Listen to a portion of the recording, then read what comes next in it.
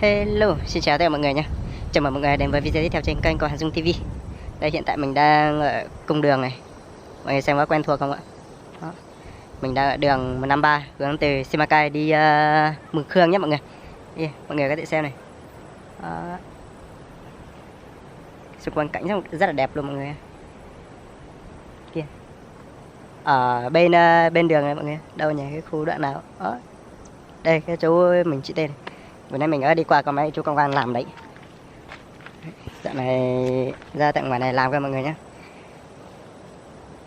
Tí mình sẽ dùng flycam bay này, bay review ở thôn kia nhé mọi người, review thôn kia cho mọi người xem. Nếu mà bay được sang bên kia thì mình bay qua một vòng cho mọi người xem các chú làm việc bên đây nhé mọi người nhé.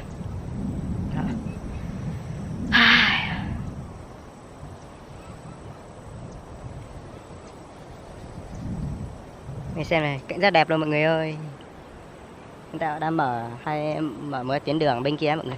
Thì có hai vách đá rất là cao, rất là đẹp này. Đấy, mọi người thấy không nhỉ? Đó. Ok, mình sẽ dùng flycam để mình bay qua cái thôn kia nhé mọi người nhé.